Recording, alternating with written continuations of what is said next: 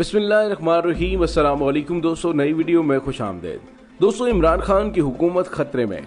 अहम तरीन इत्तेहादी जमात काफ लीग के वफाकी वजीर की संगीन धमकी ने हुकूमती ऐवानों में हलचल मचा दी है। वीडियो की तफसील में जाने से पहले आप देख रहे हैं हकीकत की दुनिया डॉक्टर अली के साथ।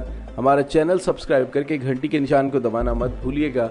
प्लीज वीडियो को ज्यादा से ज्यादा फेसबुक, व्हाट्सएप और सोशल मीडिया पर शेयर जरूर करें। शेयर और लाइक करने के साथ साथ कमेंट बॉक्स में पाक फौज जिंदाबाद, पाकिस्तान पाइंदाबाद और पाकिस्तान के गुमनाम हीरोज को सलाम का नारा कमेंट जरूर कीजिएगा। दोस्तों, गुज़िश्ता कई हफ्तों से हुकूमती इत्तेहादियों ने हुकूमत की नींदें हराम की हुई हैं। एक तरफ इमरान खान की हुकूमत की कारकर्दगी पर चारों तरफ से तनकीद की बारिश और दूसरी जानिब सियासी महाज पर बढ़ती हुई रस्साकशी इमरान खान के लिए मुश्किलात बढ़ा रही है। कप्तान की टीम की कारकर्दगी पर उनके अपने ही इत्तेहादी मुतमईन नहीं और तवील अरसे से चलता नाराजगियों का यह सिलसिला बढ़ता ही जा रहा है। इमरान खान की जिंदगी पर नजर डालें तो उन्हें शायद नाराज दोस्तों या इत्तेहादियों को मनाने का तजर्बा नहीं है और न ही रूठे मनाने जैसे झमेले में पड़ना उनके मजाज के मुताबिक है। वजीर आजम और चौधरी साहिबान की सियासत का बहुत ज्यादा तजर्बा नहीं रखते।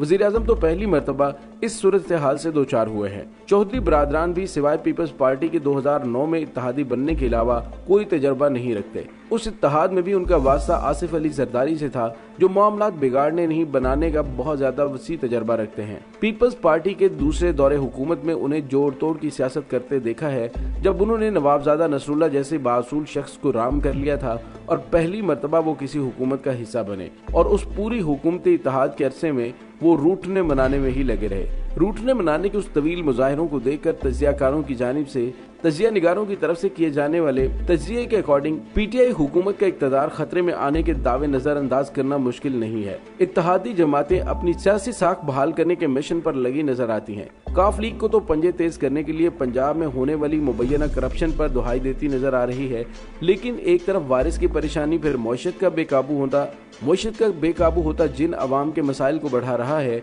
उस पर हुकूमती इत्तेहादियों की जानिब से अपनी करप्शन का दिफा करने के लिए हुकूमत पर चढ़ाई का बेतुका तरीका जलती पर तेल का काम कर रहा है।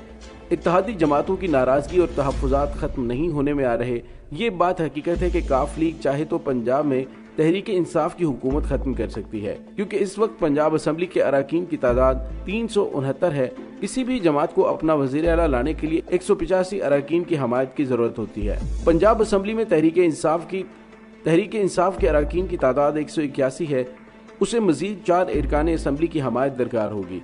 इस वक्त अपोजिशन मजबूत है। अगर पीटीआई चाहती है कि काफ लीग उसका साथ दे तो उसकी बार्गेनिंग पोजीशन और बढ़ जाएगी। पहले ही स्पीकरशिप काफ लीग के पास है। ये तासुर है कि चौधरी परवेज इलाही की ज्यादा चलती है। खुद पीटीआई में नाराजगी है।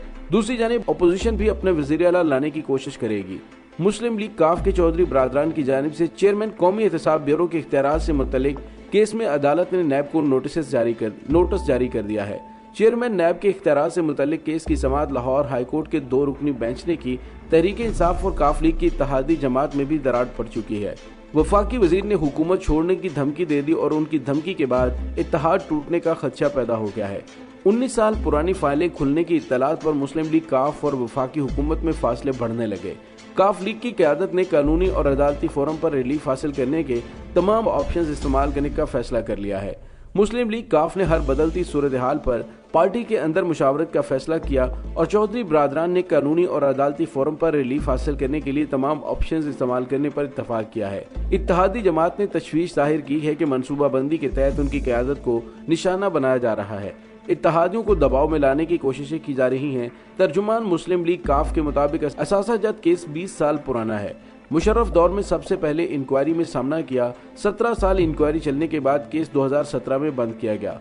मुलाजमतें देने का केस 34 साल पुराना है और उस केस को भी नैब का प्रोसिक्यूशन विंग बंद करने की सिफारिश कर चुका है। कर्जों की मुआफी का केस भी बेबुनियाद है। तफ्तीशी केस बंद करने की सिफारिश कर चुके हैं। उन हकायक के तनाजुर में नैब का केसेस चलाए रखना सरासर बदनीयती है। मुस्लिम लीग काफ के मरकजी रहनुमा कामिल अली आगा का कहना है कि इत्तेहादी मामलात का इन्हसार हुकूमती रवैये पर है। वफाकी वजीर हाउसिंग तारिक बशीर चीमा ने कहा कि नैब को सियासी जमातों के बाजू मरोड़ने की आदत पड़ चुकी है। अगर नैब ने मुस्लिम लीग काफ की क़यादत के खिलाफ कार्रवाई की तो वो हुकूमत से अलहदा हो जाएंगे। मुस्लिम लीग काफ से ताल्लुक रखने वाले वफाकी वजीर housing and works Tariq Bashir Cheema ने कहा कि हम तहरीक इंसाफ के इत्तेहादी हैं, हमें अगर इंसाफ की भीख मांगनी पड़ गई है और अदालत जाना पड़ गया है तो वजीर आजम का इखलाकी फरीजा है कि वो पता चलाएं कि सियासी इंजीनियरिंग के पीछे कौन है।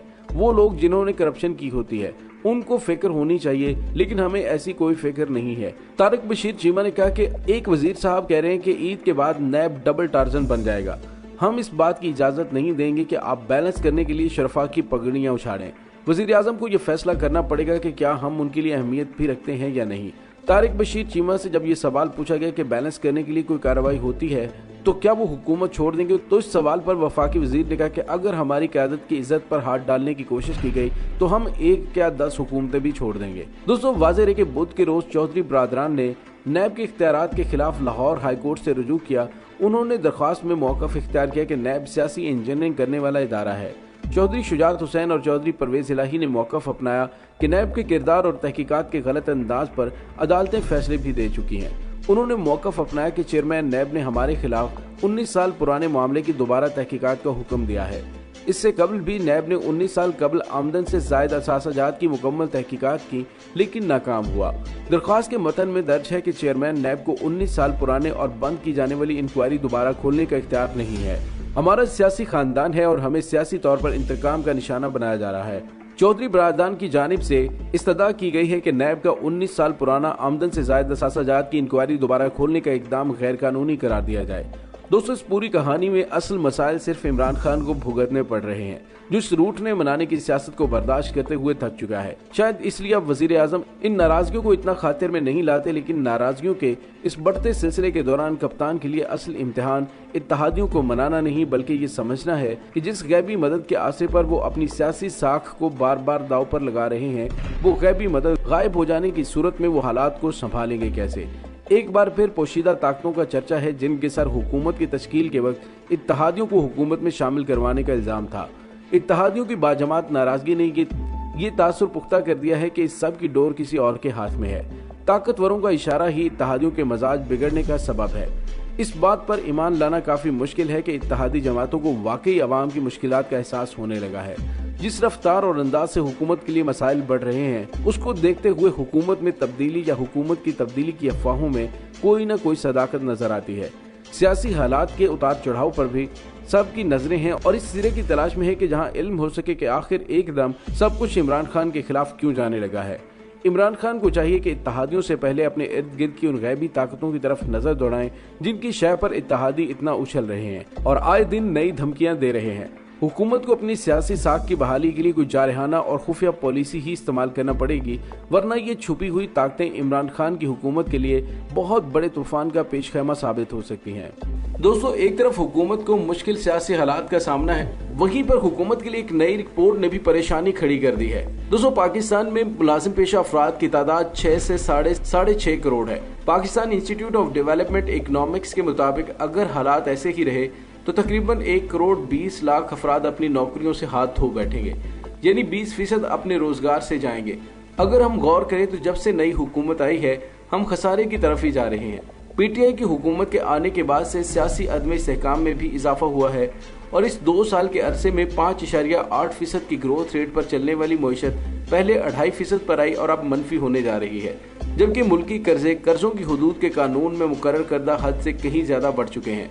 वजारत खजाना ने पार्लियामेंट में पेश करदा पिछले 15 माह के अदादोशुमार में एतराफ किया है कि पाकिस्तान के कर्जों में गुज़िश्ता 15 माह में 40% इजाफा हुआ है और मजमूई कर्जे बढ़कर जीडीपी का 84.8% और हुकूमत के कर्जे जीडीपी के रिकॉर्ड 76.6% तक पहुंच चुके हैं, जबकि कर्जों की हद के कानून के मुताबिक ये कर्जे जीडीपी के 60% से ज्यादा नहीं होने चाहिए। महंगाई समेत तमाम इक्तिसादी इशारे पहले से ही बेकाबू थे। रही सही कसर कोरोना ने पूरी कर दी और आलमी और मुल्की इदारों की पेशगोई है मुल्की जीडीपी मनफी 1.5% तक रहेगी। दोस्तों, इस दुआ के साथ डॉक्टर अली को इजाजत दीजिए कि अल्लाह ताला मुल्क के खुदादाद पाकिस्तान को इस्तेहकाम अता फरमाए और पाकिस्तानी सियासी लीडरों को इस मुश्किल वक्त में अक्ल शऊर अता फरमाए। आमीन सुम आमीन।